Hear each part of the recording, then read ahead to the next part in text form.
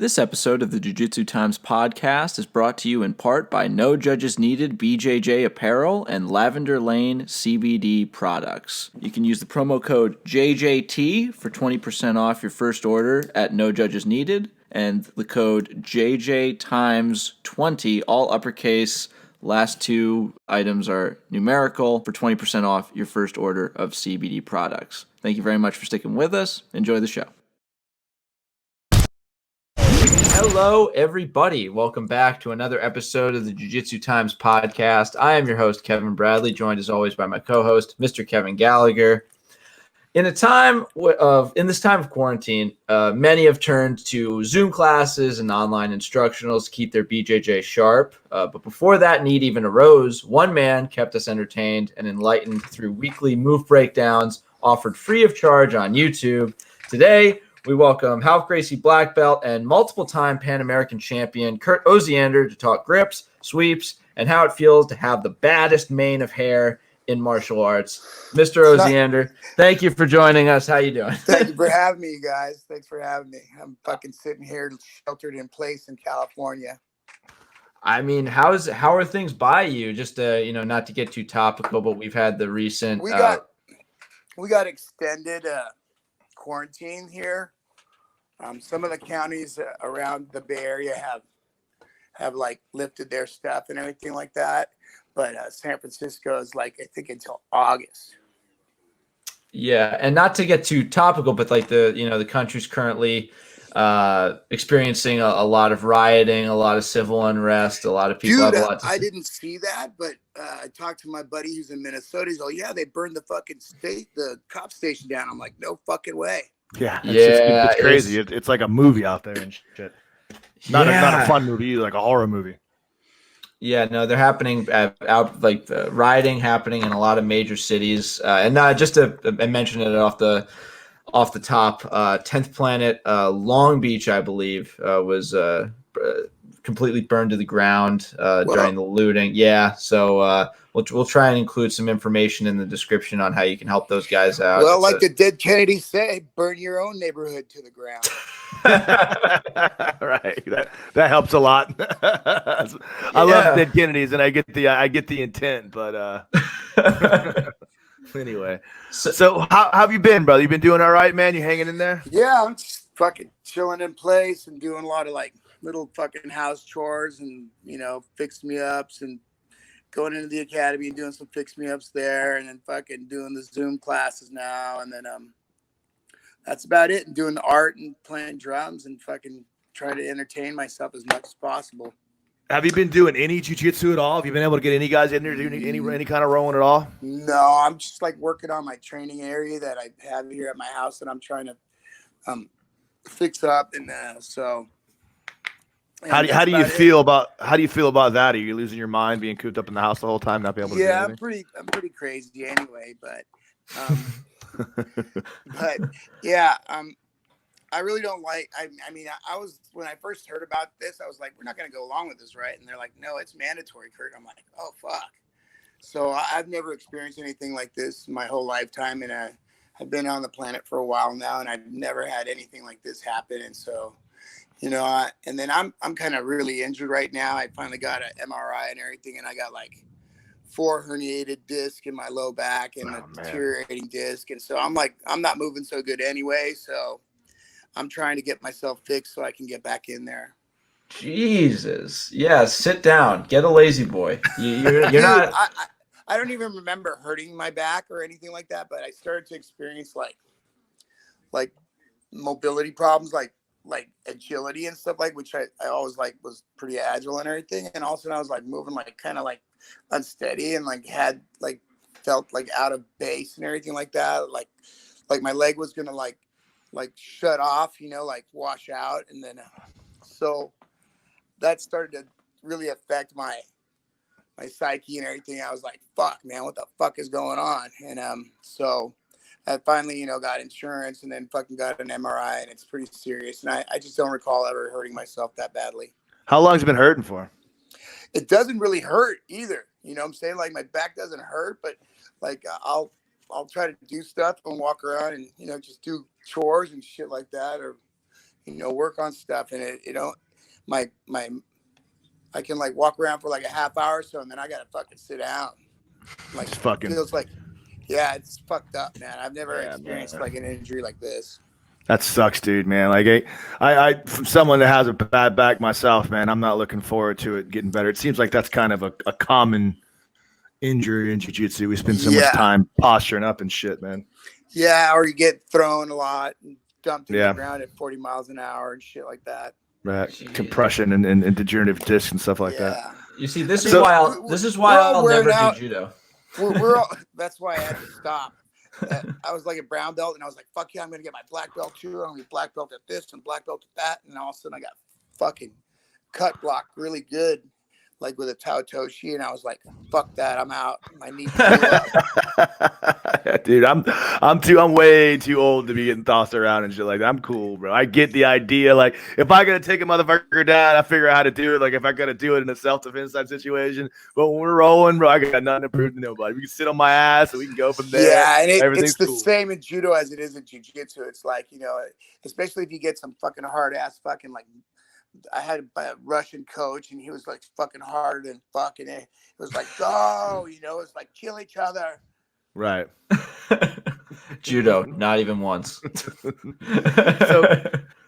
So I'm, in my opinion, when I think about you, man, like I see a lot of people out there. Everybody's putting their jiu-jitsu videos up, and everybody's trying to jump on the bandwagon of jiu-jitsu's popularity. And I don't say bandwagon. People have good things, and they want to try out there, boost their name. And a lot of people have good intentions. They want to get material out there because they have good techniques and stuff like that. Sure. Tell me about what it was like for you in the early days, because I think of you as like a pioneer in that field. I don't think there was too many other people doing that shit. Fucking around, man. I had no idea what was going to happen.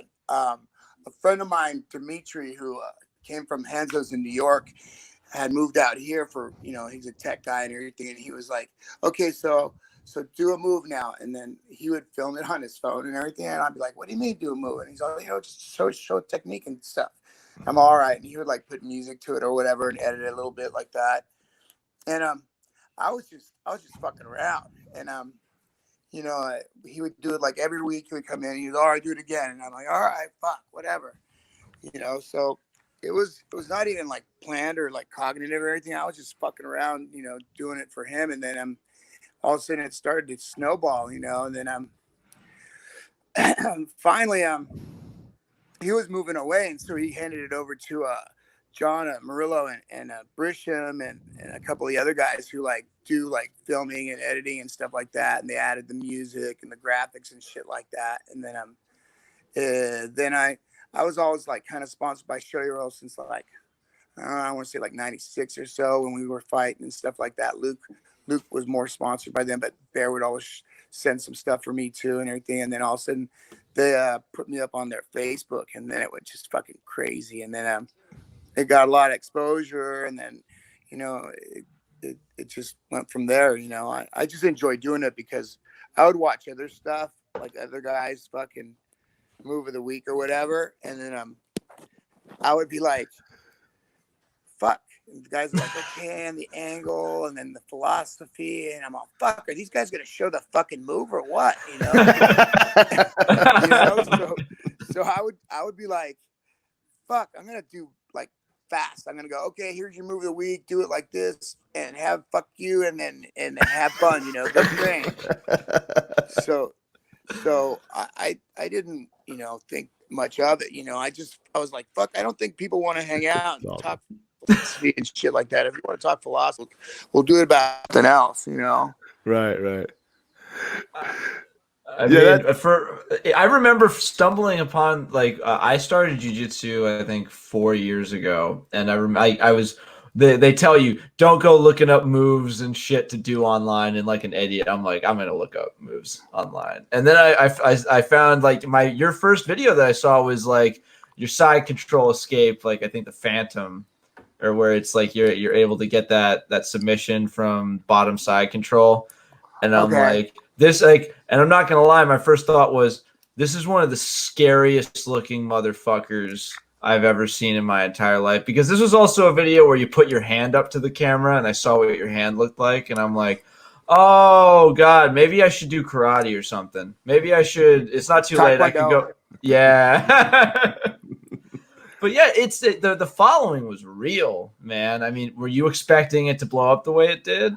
No, I totally did not do that, and I like to cut it up and fuck around and shit like that. So maybe that's why people watch it, and also have like I'm showing like good moves and stuff like that, and nothing fancy, and it's just stuff that's pretty common sense and that works for like a lot of beginners and for advanced guys too. So I like doing it, and then and then started fucking around. And I mean, move of the week was going to be something totally different. When I was starting out and I wanted to do move of the week, I wanted to do skits like Saturday Night Live and do like some really over the top stuff that's like funny to us, but not to a lot of normal humans.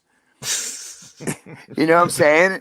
And offend a lot of people and then make a lot of people laugh at the same time. I mean, I think when I think of you, though, I think of like your unique personality in that, like, you're your own gimmick. Like, you don't like people need gimmicks. You follow me because they need to sell themselves. Like, you are the fucking gimmick, my man. You know what I'm talking about? Like, you just being you gets everybody to do it. Yeah. I'm like this all the time, and so everybody's always trying to stop me from fucking something up. So that's awesome, man. So like when I think about you two at the time in the beginning stage of these YouTube phenoms and people sharing videos and stuff, like I can remember back in those days, and I can remember watching a lot of those videos. And a lot of times the techniques were cool, but they were also just so like there was a certain thought process in jiu-jitsu that like sometimes the more extravagant, the more ridiculous the technique, it's more interesting. And when I think of you, like, you were showing like legit shit that works, because I think at the time, I mean, there weren't really a lot of legit black belts, 10 years ago when you were doing this shit. Like, I think you were one of the only ones, man. Well, yeah, I was like one of the only ones in the Bay Area for sure. Now there's a lot of jiu-jitsu in the Bay Area. There's a lot of jiu-jitsu everywhere now. There's a few places there's still like frontiers and stuff like that where if you wanted to live in extreme cold or in the fucking middle of a desert, you can go out there too. But yeah, before, man, when I started, there was no internet, and so that tells you how fucking old I am. And then and so we would bootleg like videotapes from Brazil. And we would stick them in our VHSs over here, and it would be black and white. We're like, whoa, no way. They don't even have color TV over there. And it was because they're on a different frequency. It wouldn't come out in color. It would come out black and white, but we were just fucking stoned and stupid. But, we would watch tapes of like, Mundial or Pan Americans and stuff like that. We didn't have any reference to like, and we're like, what the fuck was that? We didn't even, we're like, what the fuck was, what did that guy do? And we were way behind. Now there's just so much internet information and so much technique online that the little kids are just fucking crazy good. Right. That's sick. Yeah. I think about that a lot. I was watching a lot of the young kids coming up and how it's become not just something that, like you said, a bunch of stone dudes do in their garage. Like, this is like a legitimate sporting field that kids do when they start at young ages, and then they learn it at that point in their lives.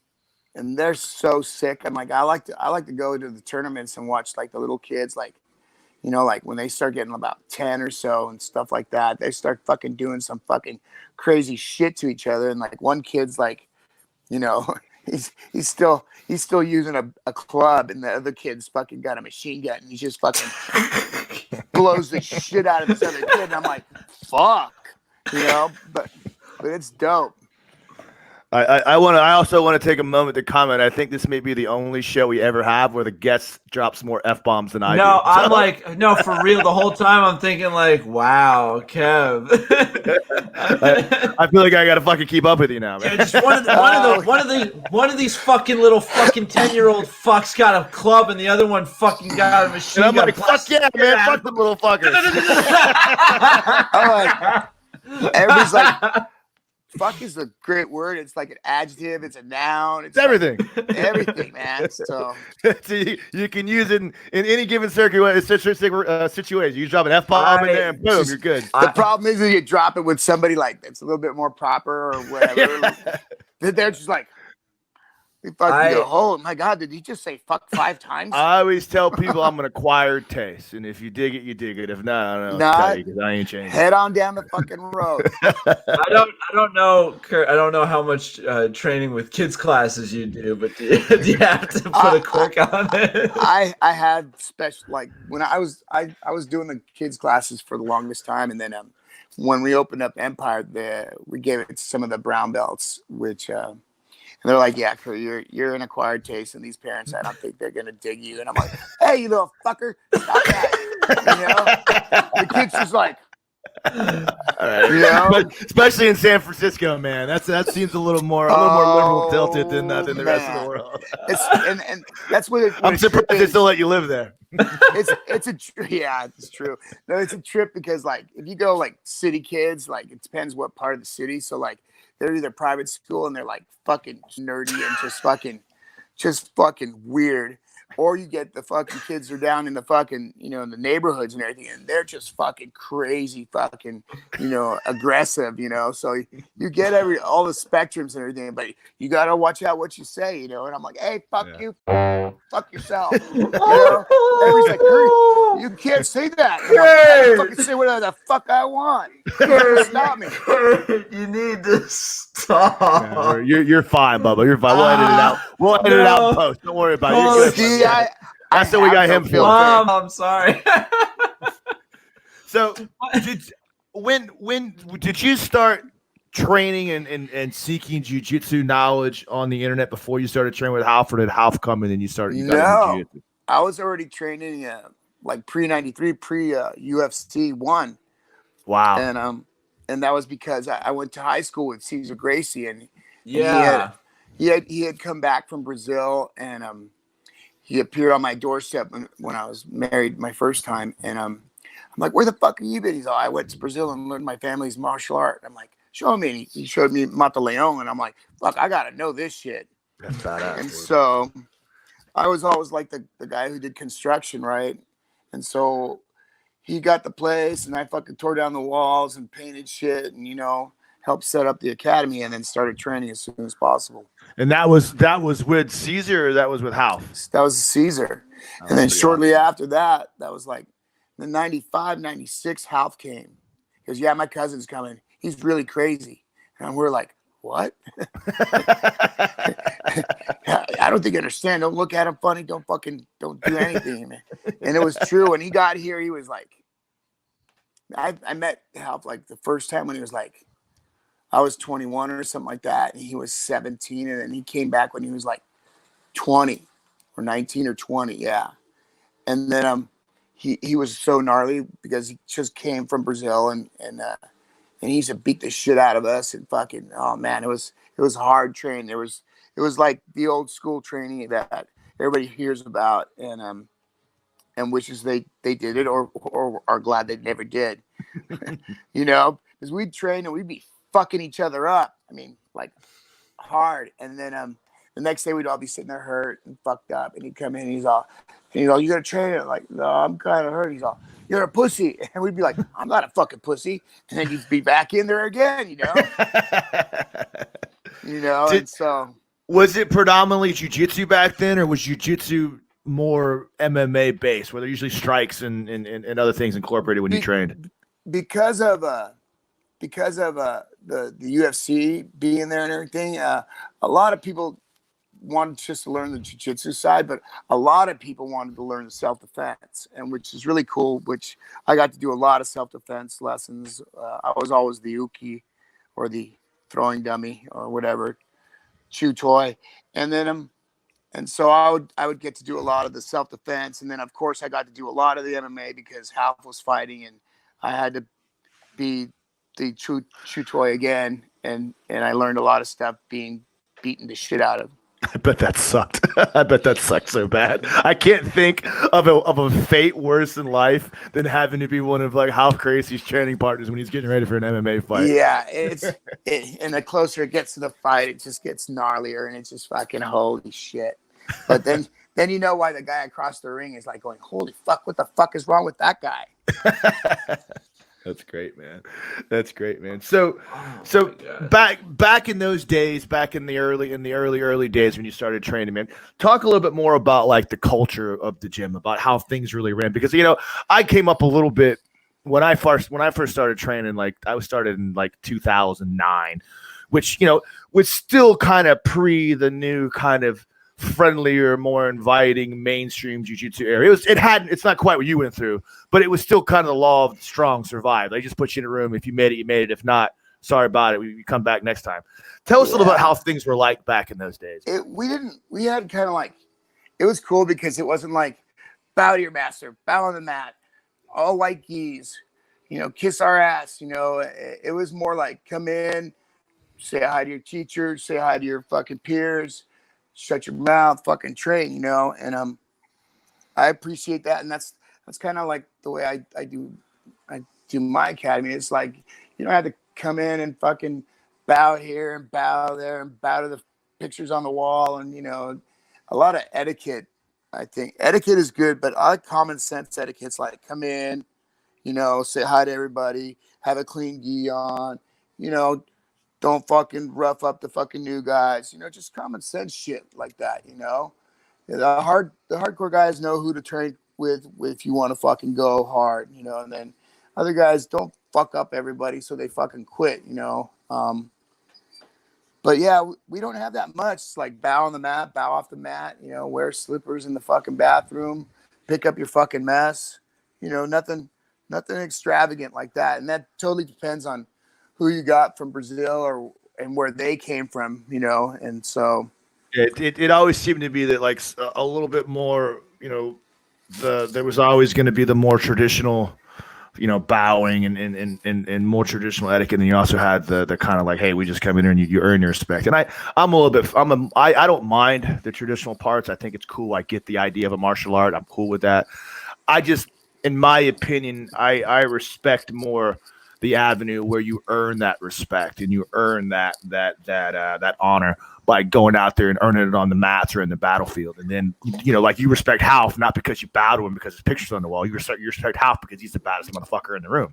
Fucking A, and you fucking chase you. Right, exactly, 100%. And then like you don't respect. It's not even out of fear anymore. You respect it because that's what you're going after. There's a hierarchy that's developed upon that. Yeah. Yeah, actually, real quick, I not to delve too deep into it, but Half, I'm only saying this just because his name keeps coming up. He's been in the news quite a bit the past few years. Oh yeah. And I know you and like before that, you and him had a bit of a falling out. When's the last time you spoke to him? I haven't spoke to him since I left, so yeah, I haven't seen him or anything. But I look at the feeds and stuff every now and then. I really don't look at too much jiu-jitsu online or anything. I just saw what happened at the tournament. I was like, oh, that's not going to go well. I was actually there that day. I was in that tournament. It was the No-Gi Worlds. I was competing in it, and I wasn't there when it happened, but I was there when it all went down. And I remember the day it went down, I remember everybody talking, dude, Half just beat the shit out of fucking what's his name from Flavio from fucking it was crazy. And then it hit the fucking news like 2 weeks later. The best part was like he escaped and then took his private jet to Mexico, and I'm like, wow, that's a fucking good story. right, exactly. That's some fucking outlaw shit right there, man. It's like fucking private jet and shit. Fuck. Oh man, how much coke is on the jet, man? It's like private jet, man. He's doing really good. Yeah, right, exactly. I love it. That's like if I hear a friend of mine assaulted a guy and then escaped on a private jet, my first thought is, oh man, Craig must be doing really well if he's got a private jet. I'm not even thinking about the crime he just committed. Now that's pretty old news. Do you have any thoughts on your relationship now? I know that you guys, that's done. You and him had your little spat publicly over social media. A lot of people were interested in how that whole thing went down. Do you have any feelings about it now? It really fucked with me for a long time, and so it was really a tough decision. And I was just like, I pretty much had it, and I was kind of going through some other stuff too at the same time. And then that stuff didn't help it. It just exacerbated it. And that's a big fucking word for you. And then, nice work. and then, so I finally, did a decision to fucking, try something else. And then, that was about it. I just, I was thinking, I was like, fuck, situation was so fucked up. It just like fucking me up. And I had to get sent to camp and shit like that. Yeah, dude. I mean, it's tough, man. I coming from someone that's been through that before, my own, jiu-jitsu journey. Like when you get to a certain point, like it's very difficult sometimes to continue on, because when you get your black belt, like to a certain extent, like you don't, when you're blue belt, when you're a fucking purple belt, like you think of your black belt instructor as like a god. Like he's like the Wizard of Oz, man. That motherfucker is like everything, and every word he says is like gospel to you, and you hang off of that because you're still kind of drinking the Kool-Aid a little bit, But I drank 2 cups. Yeah, when you get your black belt, you still respect him for the great martial artist that he is, but you kind of see behind the curtain a little bit. You know what I mean? You start to realize, hey, man, like this is cool, but like you're not really like a god, and sometimes that's a difficult thing because loyalty runs deep. You're still loyal to the person because he taught you everything you needed, but to a certain extent, man, you got to do what's right for your life, and you can't continue to be subordinate and loyal to someone, even though they taught you everything you know. Like, you still kind of they taught you everything, but you still kind of like found your own journey along the way. And then and after you reach a certain point, it's like, okay, I'm no longer, I'm still subordinate, but then again, I'm first in command after you, and so some shit's got to be like this, and it just would not ever like straighten out the way I thought it should, like morally or whatever, like what I believe, and stuff like that. And so you're the one running this fucking school, man. You should be able to make some calls on daily operations. You're there every goddamn day. You're the one doing the whole fucking thing. And instead, they started doing like trying to like replace me or put in a management team to be there and manage me all the time. And I was like, fuck, man, I've been doing this just fine by myself. How the fuck are these guys going to come in here and fucking tell me what to do and shit? So that was kind of the last straw. Yeah, it's tough, man. Like the horrible thing is like I can see it from both sides. I could see why Ralph would be upset, but I could also see why it's time for you to move on. And sometimes in life, you know what? Like, unfortunately, like I will always love you and respect you, but it's time for me to do me and you to do you, because first and foremost, I have to be happy, and you're not going to be happy with me being miserable either. So like, exactly, that was like, dude, that's what I thought. I was just like, fuck, I'm fucking miserable here, and it's not a good miserable because I'm just fucking medicating myself on purpose. Yeah, that's where all that creatone, how you say it, creatone, whatever the fuck the word is. Creonch. That's where all that shit. Like it's a cool word when you think about it, but when you start getting you start getting your own black belt, and you start getting a little bit farther down the road, you're like, all right, man, like I will always respect you, and I would never knowingly do something to harm you, but at the end of the day, like I gotta move on with my life, man. Yeah, so I that was kind of like their fear the whole time, that I would do something like that, and I was just like, no, I'm fucking here trying to fucking blow this fucking school up and fucking make us fucking world famous and shit like that. And then I was just like, fuck, I'm fucking out. And so now I got Empire with Jake, and it's fucking, it was doing really good right before this fucking COVID fucking bullshit. Man, and then now we're just, we're waiting on getting that clearance, and then we'll go back to doing our shit. We make some really good guys, and man, they fucking podium and the fucking first place. It's like pretty fucking good testament to what we're teaching the guys and how we make them.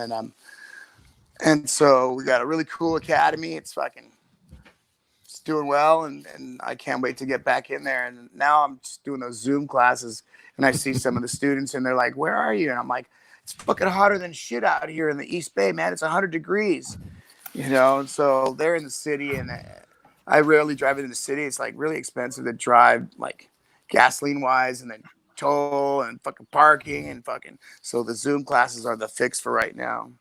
Yeah, I think that's the thing that most of my jiu-jitsu buddies are talking about. Like, it ain't the same. It kind of sucks, but it's all we got right now, and you got to do something to at least keep the interest up. Yeah, I mean, my gym is. I'm really lucky. I'm over in on the Jersey coast right now, and my gym is starting back up with in-person classes tonight. We're only doing like fitness, like agility, pliability stuff. Like no jiu-jitsu. It's all no gi. You don't show up in your gi. But and I think the main part of it is we're getting to see each other in person in the gym, and that's like, but even if we're don't not touch each other. No, we can't do that. We can't high five, which is a bummer. Like, today we get to go back to rolling today in Florida. We're back on. Oh, you lucky son of a Wow. bitch! My knee's jacked though. I can't roll to the end of the week. I'm getting injections in my knee. I gotta wait. Oh, that sucks, man. I'm sorry. So talk to me a little bit, because I some of the interviews I've heard from you and some of the connections, some of the things I've heard you talk about. You talk very highly, and you also talked about your experiences being House Uchi in self-defense applications of jiu-jitsu. Tell me a little bit about how you feel what do you feel the importance of self-defense minded jiu-jitsu, and if you feel like the current avenue of jiu-jitsu's sport application still holds true to those ideals. The sport aspect will definitely save you in a fight or something like that. But I mean, truly, like I didn't do any jiu-jitsu when I was a bouncer. I did all self-defense, and it's just really, really effective, especially if you practice it a lot. It's like people will grab you certain ways in certain situations, and that's why there's such a testament to the Gracie Jiu-Jitsu self-defense. It really works. I mean, if somebody's coming at you with a chair or a pipe, or they grab you by your shirt, or they're pulling you back, or all those things, they all apply, and they'll apply in sports jiu-jitsu also. So the question I'll ask you is this, and this is where I always talk about when I talk about like why I believe that jiu-jitsu is the most effective form of martial arts. And a lot of times I don't think it's because of the techniques we learn. I think that it's because we're able to train at such a high level that imitate what a real life fighting circumstance is going to be like over and over and over again, whereupon now we learn to think and maintain our control because we're accustomed to those. You know what I mean? You're learning how to deal with situations. Totally agree with that. Totally agree with that. Based upon that, like when you're training self-defense techniques, like obviously you can't train them 100%. So do you feel like a combination of the two is the real key to be able to make yourself is equipped and ready for a self-defense situation? Sure, absolutely. I mean, you can train as hard as you want without fucking punching each other. That's a big edge. You know what I'm saying? But if somebody fucking clips you really hard and you're not used to getting fucking punched in your face, it could like throw you off, and then you lose your shit. You lose your shit. But I think there is a good balance. I think you should know the self-defense aspect of it, because that keeping that in your head will really save your ass. I mean, like there was a lot of times in the clubs where you had to make people move when they didn't want to move, and they would put their hand on your chest, or go to push you or whatever, or swing on you, and you close the distance really easily. And those are really like key aspects to Gracie Jiu-Jitsu, is like closing that distance really good when a fucker swings at you. Yeah, man. I personally, I think about that a lot. Like, I've never done any, I know some dumb shit that I learned from Hoist when he came out and he'd teach a seminar with at our gym here and there. I know a couple like arm locks and shit like that from somebody pushing you, and how to block and throw a fucking hip toss and shit like that. But I'd really like to spend some time, as a black belt, drilling some of these self-defense techniques. So I can honestly say that, like, yeah, I'm not just teaching some shit I learned on a Facebook, or YouTube clip or something like that, or something I learned here and there. I want to say that I've really developed a true knowledge enough to be able to express that knowledge onto my students, man. No, it's cool, because I'll do like rape safe classes, and I'll do, women's self-defense and stuff like that. And the girls aren't going to scrap. The ones that want to scrap are in a regular class, you know what I'm saying? But but most girls, they're just fucking trying to get to their car or whatever, So it's really, really important that they do that aspect. And the only way doing that and being proficient at it is doing it a lot, just like fucking 10,000 hours, man. You can only get good at shit after you do it for a while. So do you think you can still become proficient enough to really protect yourself just by doing that alone? Just by self-defense alone? Yeah. Yeah. Yeah. For sure. That's cool. I mean, because I think about that a lot. No, for sure. I weigh those two things out. That's what information is. It's just an edge, right? So, if some person comes up to you and goes, "Hey, give me your fucking whatever," and grabs you by the wrist, or fucking they try to, kind of like strong arm you and like push you against the wall or whatever. One of my students was walking down the middle of the tenderloin. Which is like rough, bro. I don't think you understand. It's like he went into a fucking zombie apocalypse with heroin and crack. And so like he's walking down the street and this guy like shoves him against the wall and did a thing. And then, my student ducked out and had him against the wall in a fucking arm lock, and the guy was like, whoa, so he's like, Kurt, that shit works. I'm like, fuck yeah, that shit works. Fuck. I'm going to show you shit that doesn't work. What the fuck?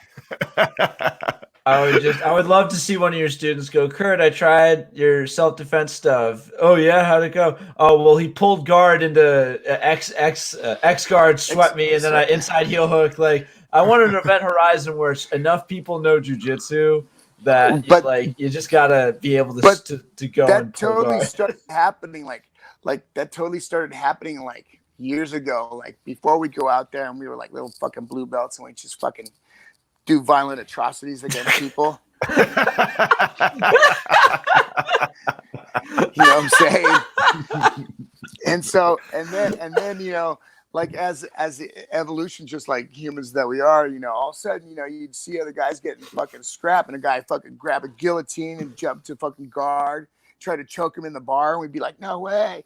But yeah, not everybody knows something now, and it's on TV so much that, even the dumbasses that they think that they know something, but sometimes half an idea is dangerous. You know what I'm saying? Yeah, no shit, dude. No shit. Two-stripe white belt Kurt out here committing war crimes.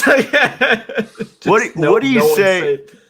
What do you say to like jiu-jitsu guys? Because I see a lot, and there's kind of like feel that I feel a lot when I see jiu-jitsu guys that think, again, I like 100% believe that jiu-jitsu is the greatest martial art for self-defense. I'll stand by that. I'll put my stamp on it all the time.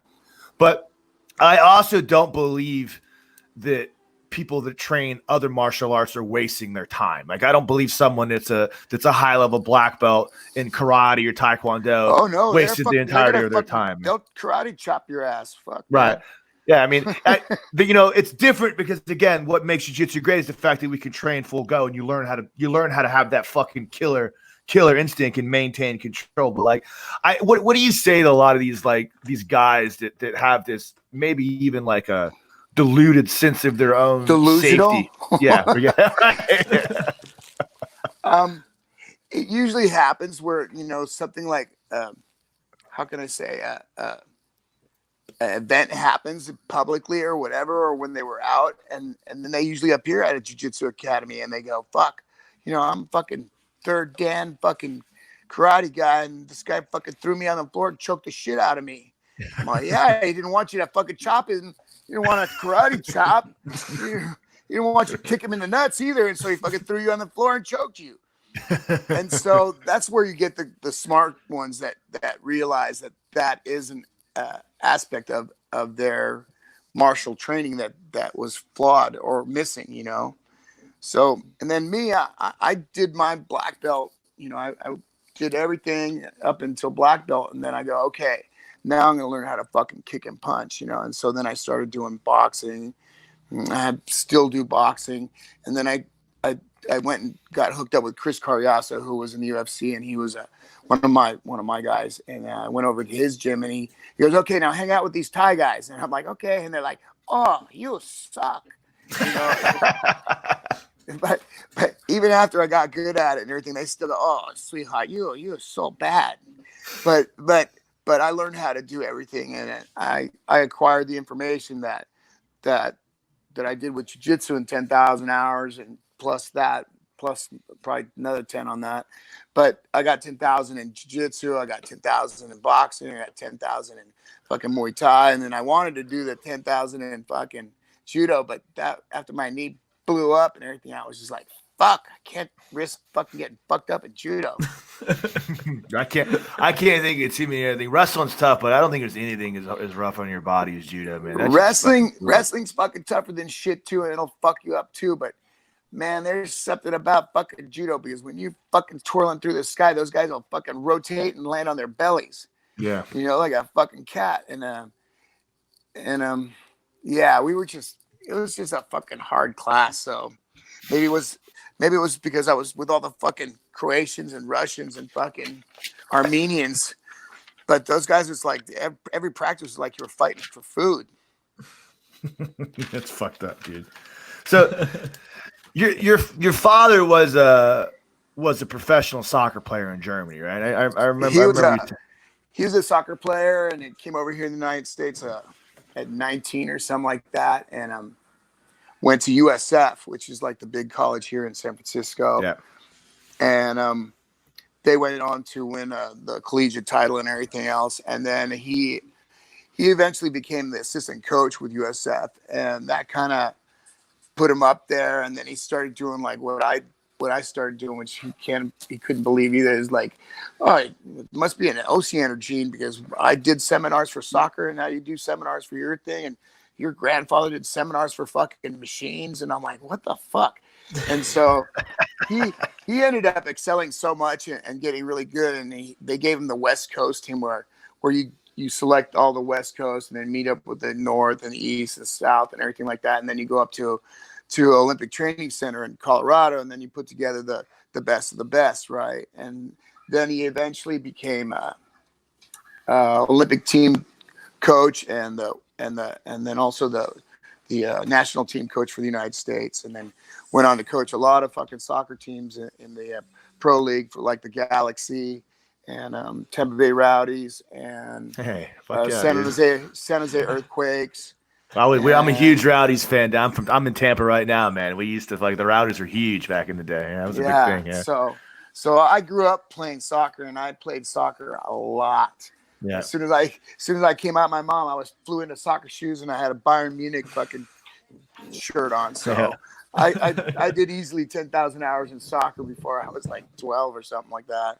That's funny, dude. And then I went on to fucking become a crazy rock and roll stoner, and fucking at about, I think 20, I go, Dad, I'm not playing soccer anymore. And he's like, what?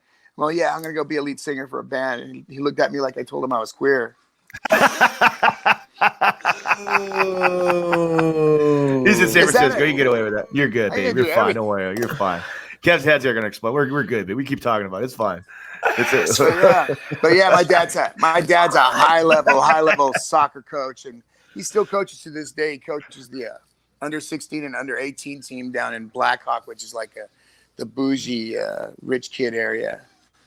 So yeah, that's still doing it. That's do you feel like that athleticism and that God-given talent that you probably have genetically from your father and from your grandfather and those genes, you feel like that's helped you in your jiu-jitsu career? Yeah, absolutely. Yeah, it's so how much. So it's you talk a lot about like jiu-jitsu is the ultimate equalizer, but it's nothing like it's obvious that if you have two dudes that are skilled and one of them is a world-class athlete and one of them's not, you're probably going to give the nod to the world-class athlete. Like, how much do you feel like athleticism really plays in? Yeah, no. Just to sort of play off that real quick, like me and Kevin are about the same skill level, but he's a little more athletic than me, and that's why he would win. He's lucky that fucker's in New Jersey. I'm gonna come find you. I'm gonna come find you, Blue Belt. Keep talking shit. Oh, jeez, why do I do this to myself? Athleticism, it definitely. I mean, it can be trained too. Like my dad's my dad used to tell me, I go, fuck, those guys are so good. How am I supposed to keep up with them? And he's all, just gotta fucking work harder, So you can work harder and be just as talented as a person who's naturally gifted. You know what I'm saying? I mean, you would have to put in the hours and definitely, struggle a lot, but it's not impossible. But there's some people they're anomalies. They're just they are fucking athletic and they're smart and they're good at what they do and they trained. Yeah, I think about that a lot because that's one of the things I always kind of tell myself too, because I always hear people say shit like, "Oh, that dude's just fucking tough, man," or "That dude's just fucking super athletic." And I think to myself, like, one of the beautiful things about jiu-jitsu and being a coach and working with athletes is that, like, dude, like, toughness and athleticism can be taught, especially toughness. Like, you can take a person and it's a different road to everybody. Someone that might not be as tough, you kind of have to like lead them along the way a little bit and give them little fucking highlights and little like reminders and some pep talks, shit like that. But toughness can be taught. And I hate it when people say things like that. Like, "Oh no, bro, he's just tough." I was like, "No, motherfucker, you can be tough too. You just have to learn to do it, man."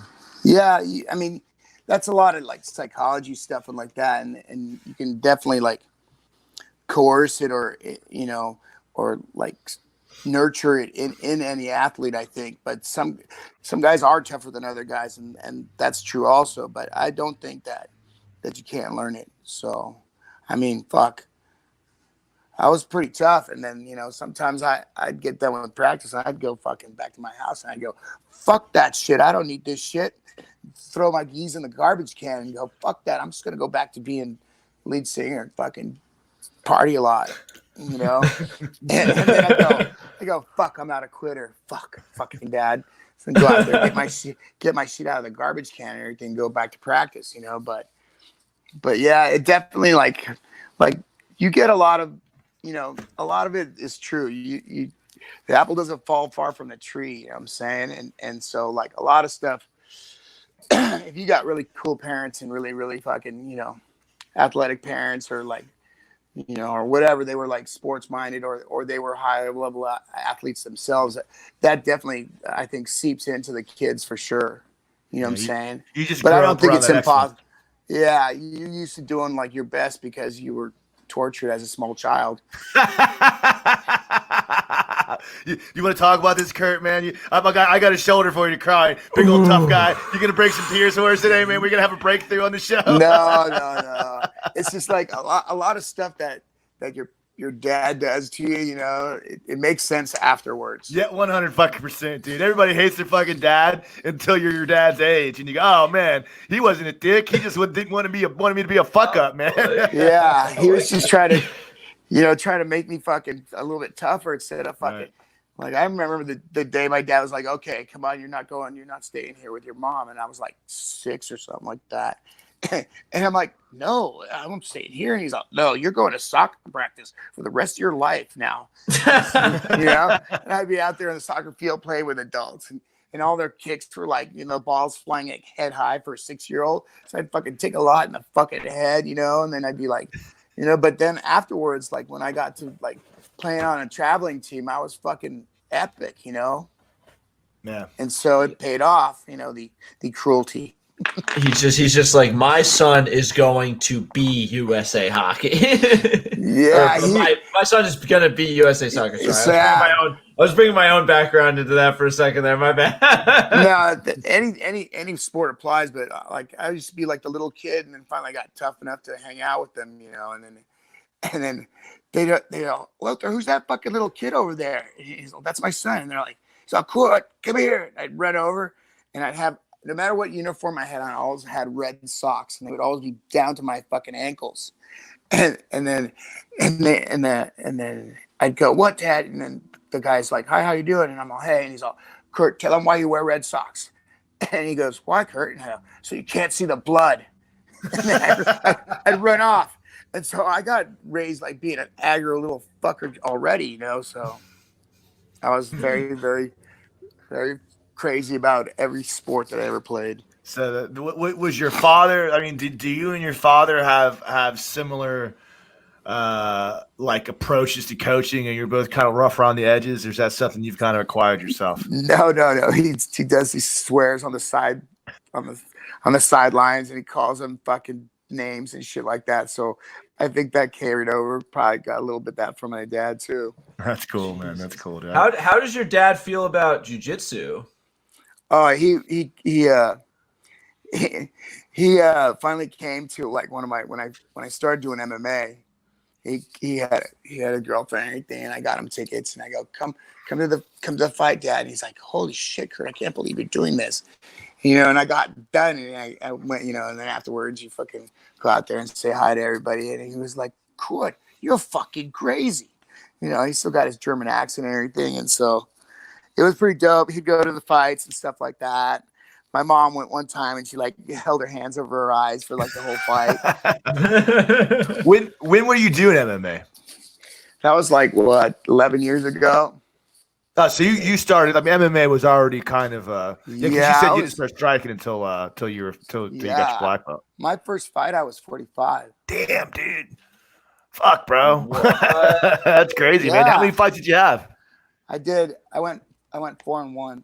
Fuck, dude. That's pretty impressive, Christ. man. That's crazy, dude. I got to fight on a pay-per-view on Strike Force and shit like that. Oh, no, that's dope, man. That's pretty fucking dope, man. Yeah. Dude, I never fought MMA, but I boxed for a long time when I was a kid, and I started having some fucking concussion problems, so I never got into MMA. Man, I can't tell you how much it still haunts me. So I don't like the fact that I'm 43. I don't like that you told me you had your first fight at 45 because now I'm pissed off again. Well, fuck now it, man. Kevin's I can do it too, man. Kevin's like, I'll see him at an indie show, and he'll just be like knee barring all these. He'll be on the amateur show. I don't box at all, man. I had too many. The game is so evolved now. Oh yeah, dude. So crazy. Those guys are fucking point fighting. They got a strategy, and they're like, fucking, I'm gonna punch this guy like this many times and circle away from him and then kick him and then get a takedown. I'm gonna win the round. They don't. This, like, I didn't get taught that. Like Half says, pretend they have your family and you have to kill him. I'm all right. So I go, okay, so I go out there and I try to kill him, and he's like, yes. I'm all right. All right, dude. Good talk, coach. That's fucking great, man. It made it a lot easier. It's like, your purpose is very set now. It's like, fuck, kill the other guy. The referee will stop you. And he goes, don't worry, the referee will stop you before you do it. I'm all okay. I'm just like, now I'm thinking like I'm at end of round one. My first MMA fight, I'm fighting under Half. He just comes over, Kevin, they have your family. I look over, no, my family's right over there. No, that's not them. They're that's cool, not man. them. They're right there, that's dude. not them. They're not there. That's fake. They're fake. He's got him in a basement somewhere. It's a focal point. It's a focal point. That's fucking awesome. Kurt, your dad. They trapped him in a soccer ball somewhere. He's right there with his girlfriend, man. Like, they have your family, they have your dog. You got to kill this guy. And I'm like, all right. That's fucking great, man. That's fucking great. Those are some guy. One of my favorite Kurt Osiander quips. One of the things that always going to stuck with me was when you hold on to this grip like you're hanging off the cliff, and if you let go of it, you're gonna fucking die. You're holding your family up on a cliff, and if you let go of it, they're gonna die. That's fucking. You got a couple good ones. Awesome. I'm sorry. I'm falling apart. I'm usually more professional, but I'm just that's so fucking funny. We've got Kurt Osiander on, man. So you did a lot of music. You did a lot of musical stuff, and you've got a lot of big musical background. And I play guitar. I wouldn't call myself a musician. But Jesus, I had no idea. I mean, I whatever. wouldn't call myself a musician either, but I'm a music lover, and I'm like I say, you can fucking chop away at something and get good at it eventually. So that's the point I'm trying to make. Like when I think about being a musician and I think about jiu-jitsu, I think that a lot of times there are very similar learning approaches, because like when I started learning how to play guitar, man, like you look at this thing and like it just looks like a random piece of wood with some iron stripped across it. And like you have no idea how to make a sound out of this, but you keep chipping away and you learn a couple chords and learn a couple scales and your fingers hurt and you sound like an idiot. And then one day you sit down and you're like, oh, wow, I kind of get it now. I kind of understand how to make this thing work. And the same thing kind of holds true to jiu-jitsu. Like you're going to suck for a long time and I don't know what the fuck is going on. And then eventually you're going to be like, oh, wow, I kind of get it now. It all makes sense, man. Yep. And then finally you like get like 3-4 fucking songs down. You fucking start to woo the girls, man. That's what. Fuck yeah, dude. I got my 3. I got about 2 or 3. I can play a simple man like a motherfucker, man. There you go. Exactly. You're my wonder. More than once, man. Oh God. Now I'm being that guy. That's the thing I had to learn. Is like, no, Kurt, don't play drums. I'm all, why? And Jake's like, no, play guitar, acoustic guitar. I'm like, fuck you. I want to play fucking drums, man. So why not play acoustic guitar? Because people like that. I'm like, yeah, but I want to play drums. I like an animal. I like, like in the Muppets and shit like that. Yeah. And he's like, why you have to pick always the loud and obnoxious things? And I'm like, because it's my character, man. So, and I got a bunch of fucking electric guitars, and I just fucking make all kinds of crazy sounds here, and fucking my neighbors live in fear. But that's the best. That's the best part about playing fucking electric guitars, man. Your neighbors, they're gonna dig it or they're not. But either way, you're gonna get that shit. But luckily, a lot of people around here are playing instruments too, and I don't fucking go harsh on them because they don't like metal. What do you have a favorite metal band right now, or is it? Dude, I really like all the old school metal guys like Slayer, and even though they're done supposedly, but like Slayer, I like Metallica, I like old Metallica, I like Anthrax, I like fucking Lamb of God, I got a bunch of other new bands like that are like who else? Watch Them Die. And then I haven't even heard Lamb of God's new album, but I hear it fucking kills. So how did you not say Motorhead? I'm actually kind of like disappointed. Motorhead's cool, but they were really cool, man. I saw them a few times. Oh really? Yeah, in San Francisco at the Warfield. Oh hell yeah!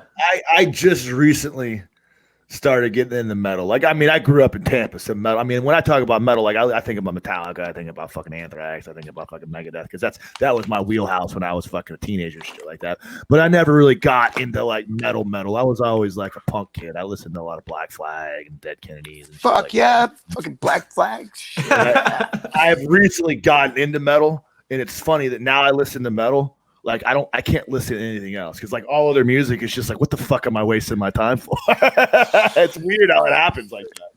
We have like a rotation at the academy, so like this class, my class, metal. Jake likes fucking Hawaiian love music, and then hip hop.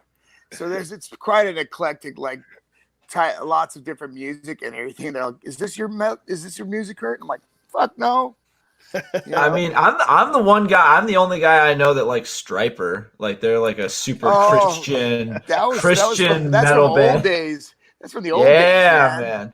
I remember Soldiers Under Command, dude. They all dress like bumblebees. The bumblebees, exactly. That's right. They fucking their guitars were black and yellow stripes. Yeah. Yellow and black attack. Yeah. Damn, that's what I'm gonna be listening to later. Do you think about a lot of modern music now and kind of just like shake your head and be like, I mean, or can you kind of appreciate it still? I mean, it has to be really good, but right. I really don't hear that much on the radio that warrants being like really good. Like I like Mars Volta and stuff like that, and 30 Seconds to Mars or something like that. Some of those guys are good and they're creative and stuff like that, but really there's no fucking good new metal or no good rock and roll. Like I listen to Jet because they're fucking like pretty dope fucking like rock and roll. They're Australian too. And then but yeah, there's not really that much good stuff out there, man. I guess part of those guys. I will say that I'm a big fan. Like, there's this band Powerwolf that they're sort of like European, like Norse metal, like sort of like all about Odin and shit. And brothers of metal. Yeah, like there's some the guys out there doing pretty. Sabaton is still pretty good, I think. I'm not super on the foot like Amon or whatever the hell you fucking said. Yeah, but here's the thing, Kurt. When are we getting the Kurt Osiander like debut album? Like when are we gonna see? Like when are we getting that? We'll see. Last year, I was doing pretty good, and then I kind of fucked myself up. But I was like trying to to get good enough and get lessons and everything to join another metal band and be the drummer this time. Oh, damn. Well, I would really like to do that again. I'd like to do I'm just trying to build a fucking band room over here too, and coax some other fucking guys come over and fucking jam and shit like that. That's about it. Well, Kev, but yeah, you should go over together. I would really like to play live again and stuff like that. I mean, that part of my life was pretty fun, and I would still like to go back and do it in a different, on drums instead. That's badass, dude. All right. Well, if Kev, if you're done, I think I'm good, man. I got nothing left, dude. I just want to fucking take a moment and say, I can't tell you how cool this was for me, dude. We get a lot of big dudes who come on here, man, and I'm always I'm excited to talk to him, respectful of him, but I was legitimately starstruck to be able to fucking sit down and talk to you. That's how fucking cool you are, man. It was fucking awesome, dude. Right on, guys. I can't remember being this excited about some shit. And you're fucking awesome, man. Thanks for doing what you do, my man. No problem, man. I'll keep doing it. Yeah, brother. Hell yeah. Take care of that back, dude, man. Heal up. Yeah, no, sit down. We need Kurt Osiander around. We need you around for a while longer. Well, that's what I'm trying to do. I wanna fucking try to make a comeback again. Hell yeah. Oh shit, Kev, Masters division is gonna be tight. Don't worry, I'm Master 7. It's in Roman numerals and shit. You got the LC. I like how they took away the seniors. The senior and stuff is no, that's not nice. Everybody's a master. Yes, it goes to director. You're on some weird shit executive producer or something like that now. Yeah, executive. Oh god. It's weird because the first time I heard about the Masters division, I just thought, oh man, so it's like golf. It's you get a green jacket at the end of it. Master 1, Master 1 is no fucking joke. Those motherfuckers are good, man. No, there's nothing. And then, now everybody's fucking the guys from back in the 90s, 96 or something like that. They're all Master 6 and 7, but Master 1 and Master 2, that's no fucking joke, bro. Dude, I won the Masters 2 in brown belt. I won it in the gi and I won it in no gi, and it was cool. But there's a huge difference when you go from that Masters for the brown belt into a black belt, because some of them black belts have been black belts for fucking 25 fucking years, man. You know what I mean? And or been training for 25 years, and the gi game, when these guys these old Brazilians that have been training forever, they understand so many little nuances about grips and control. When you've only got a 5-minute match, man, it's hard to win that shit. But those guys, no, they have the whole thing choreographed already in their mind and everything too. I mean, I learned a lot of stuff coming up, and then they're stop chasing after the person trying to kill them. And I'd be like, what should I do? And they're like, no, this is my friends that moved over here and that lived at the academy and stuff like that. They're like, no, first 30 seconds, I just run around and kind of move around. And then if I get a grip, I either try to throw, and then in the second minute, I'm going to do this and stuff like that. And I'm like, fuck, these guys are fucking thinking way deeply about what they're doing. And then at this moment, I close my guard and I look at the clock, and then I wait, and then I sweep them, and then I stop moving. And I go, motherfucker. All I can think about is a little picture inside of your brain of how screaming, go after them like they killed your parents and got your family locked in a cage and you let them out.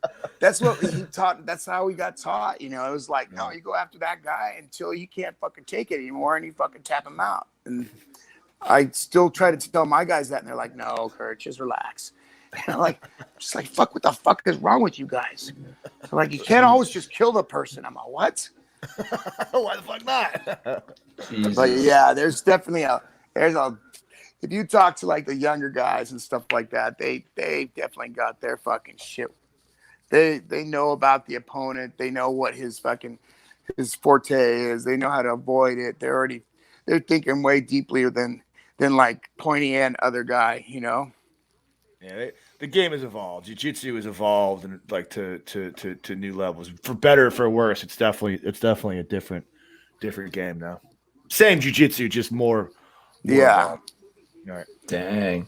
All right. Well, this has been easily, not even close, the bluest, most non-PC episode of the Jiu-Jitsu Times podcast.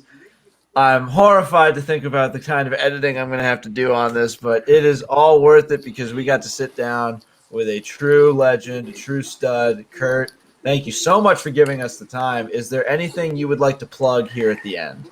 I just want to thank my students and Empire Jiu-Jitsu and Jake and Show Your Roll, Bear fucking rocks, and Bauer Fiend knee pads and Barbary Coast dispensary in San Francisco. Dope, man. All right. Well, you can check out more about Kurt and Empire. We'll be including some links down below. But in the meantime, this has been another episode of the Jiu-Jitsu Times podcast. I've been your host, Kevin Bradley, joined as always by my co-host, Kevin Gallagher, and guest, Kurt Osiander. Kurt, thank you once again for being here. Stay safe, everybody, especially now. You know, if you're in like at-risk areas, be sure to look after one another. And, you know, be strong. Just keep staying strong. Have a good one. See you guys. Um, See ya.